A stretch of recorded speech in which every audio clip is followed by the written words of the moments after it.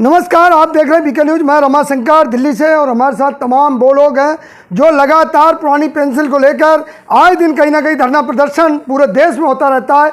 आखिर सरकार इनकी कब सुनेगी, कब सरकार की नींद से जागेगी सरकार, और कब चाहे वो शिक्षक हो, रेलवे कर्मचारी हो या अन्य वर्ग के लोग हों, पुरानी पेंशन को लेकर या वन रैंक पेंशन की बात हो, सरकार आखिर में इनकी कब सुध लेगी। बहुत बहुत स्वागत है आपका सर। क्या नाम है आपका? विपिन कुमार सिंह।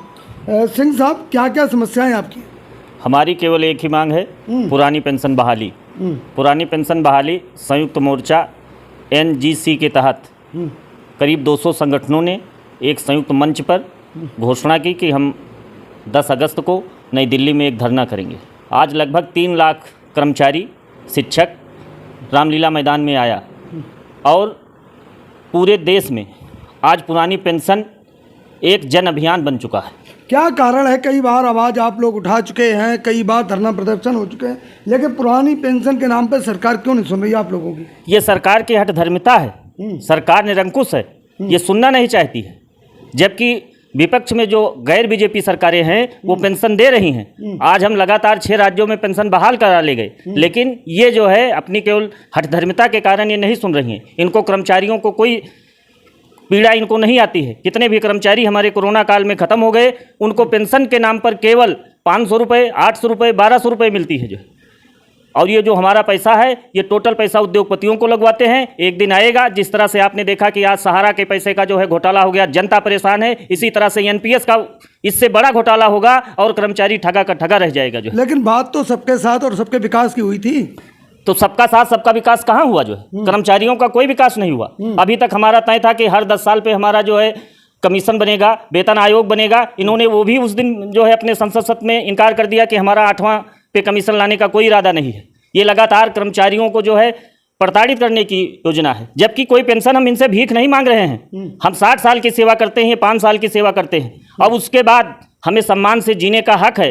क्या ये सरकार चाहती है कि जब हम बूढ़े हो जाएंगे तो ये हमको ओल्ड डे सेंटर बनवाएंगे? जाकर के वृद्धा जितना पैसा है वृद्धाश्रमों में खर्च करेंगे, उससे कम ही पैसे में हमारी पेंशन हो जाएगी। लेकिन इनकी हठधर्मिता है। जबकि गैर बीजेपी सरकारें वो पेंशन दे रही हैं, इनको ला करके हमने क्या कोई अपराध किया था?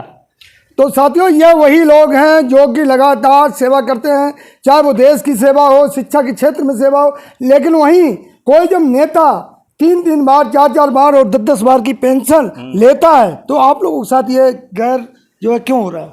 इनकी नींद तो तब नहीं टूटी जब बालाकोट हुआ। हमारे CRP के जवान, ऐसी हमारी बहनें थीं जिनकी मेहंदी नहीं उतरी थी और वो शहीद हो गए और हाई कोर्ट ने उनकी पुरानी पेंशन बहाल कर दी। ये सुप्रीम कोर्ट में स्टे ले लिए। ये केवल पेंशन सेना को देते हैं। सुप्रीम कोर्ट स्वतः संज्ञान लेकर के अपनी पेंशन बहाल कर ली और इन्होंने अपनी पेंशन मेज थपथपा के बहाल कर ली। लेकिन उन अर्धसैनिक बलों को इन्होंने पेंशन नहीं दी। वो उन विधवाओं को आज भी पुरानी पेंशन नहीं मिलती है। और जो ये नई पेंशन कह रहे हैं, तो अगर नई पेंशन इतनी अच्छी है तो ये खुद क्यों नहीं ले लेते हैं? ये भी नई पेंशन योजना में आ जाए। अच्छा, ये भी कई बार कहा गया है कि आप लोगों को सब्र नहीं है। सरकार कर रही है अपना काम धीरे धीरे, लेकिन आपको सब्र नहीं है आप लोगों को। सरकार हमारे लिए कौन सा कर रही? सरकार दिखाए। आज हमारा कर्मचारी रिटायर होता है, उसका वेतन है 80,000, वो जो है पेंशन पाता है 1200 रुपये। अभी वो शिव गोपाल मिश्रा जी कह रहे थे रेलवे वाले कि 56,000 पे उनका कर्मचारी रिटायर हुआ। माननीय मंत्री पीयूष गोयल ने पूछा इसकी पेंशन, कहा इसकी पेंशन तो 1200 रुपये है। कहा यह कैसे हो गया? तो उन्होंने कहा कि आपकी सरकार ने हमें कसाईयों के पास सौंप दिया। कसाई कैसे बर्ताव करता है, ये कंपनियां उसी तरह हमारे बर्ताव को कर रही हैं। केवल एक छलावा दिखावा कि आपको इतना पैसा मिलेगा और उसके बाद हमको कुछ नहीं मिलता। लेकिन अगर उत्तर प्रदेश से आप आते, उत्तर प्रदेश की बात की जाए तो उत्तर प्रदेश को तो कहा जा रहा है कि उत्तम प्रदेश हो गया है। माननीय योगी जी जो आज मुख्यमंत्री हैं, जब ये सांसद हुआ करते थे, इन्होंने अपने पैड पर तत्कालीन प्रधानमंत्री मनमोहन सिंह को पत्र लिखा कि पुरानी पेंशन शिक्षक हित में बहाल की जाए। वो पत्र आज भी मौजूद है, लेकिन अब आज ये नहीं सुन रहे हैं। तो खुद क्यों नहीं अमल कर रही सरकार? अब ये इनकी हठधर्मिता है, ये नहीं देंगे। अगर ये नहीं देंगे तो ये सरकार बदल जाएगी।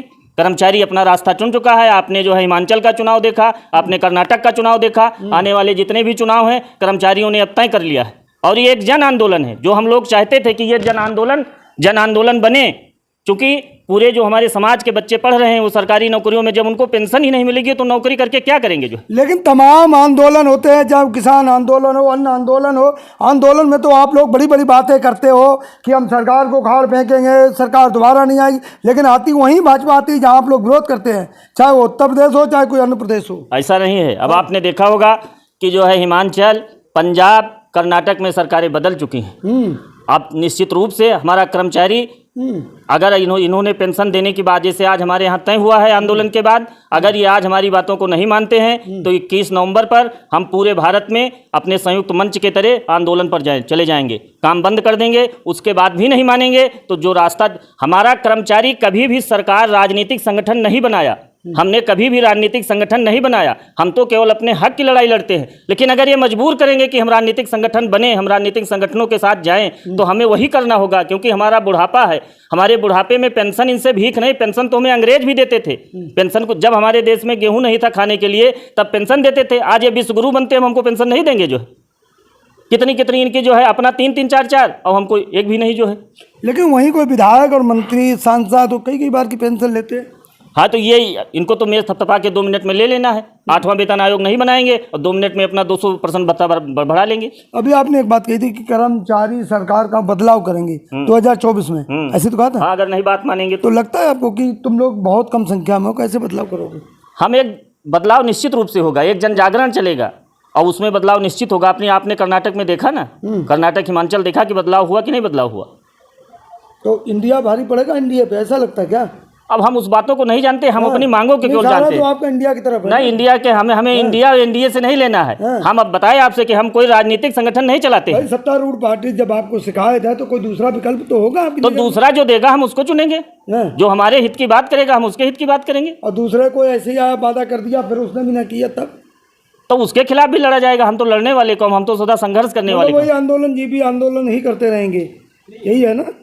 नहीं, आंदोलन हमारी मांगे मानी गई है, ऐसा थोड़े मांगे नहीं। सरकार आप लोगों को आंदोलन जीबी बोलती है, हमने नहीं, हमको आंदोलन जीबी सरकार नहीं बोली, वो दूसरे आंदोलन जीबी हैं। कर्मचारियों को कभी सरकार ने आंदोलन जीबी नहीं कहा, जो है वो आंदोलन जीबी दूसरे। जो आंदोलन करते हो आंदोलन जीबी तो है नहीं, हम अपनी मांगों को लेकर के आते हैं। जंतर मंतर पर 2 महीने से फौजी बैठे हैं, वो भी आंदोलन वो कर रहे हैं पेंशन के लिए। उनके 1 रैंक 1 पेंशन में कुछ कमी होगी, लेकिन जो हमारा संगठन मांग कर रहा है इसमें केवल एक ही मांग है, पुरानी पेंशन।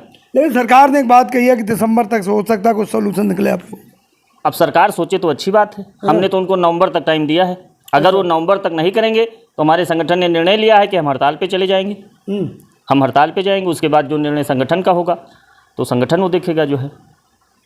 तो साथियों, देखा ये पुरानी पेंशन बहाली को लेकर ओपीएस के तहत जो है रामलीला मैदान में हुआ, उसके बाद तमाम रामलीला मैदान के लोगों में जो वहाँ पर उपस्थित है तमाम संगठन, उनका भी गुस्सा आप लोगों ने देखा। किस तरह से लोग, सबका यही कहना है कि पुरानी पेंशन को बहाल किया जाए। इसके लिए तमाम बार, चाहे दिल्ली के जनता मंतर पर हो, रामलीला मैदान में हो या अन्य जगह, लखनऊ में भी कई बार ऐसे प्रोटेस्ट चले। तो इन लोगों की मांग है कि हम नवंबर तक सब्र करेंगे, उसके बाद इनका सब्र का बांध टूटेगा और सरकार को जब तक कुछ ना कुछ इनकी सुध लेनी पड़ेगी, है ना।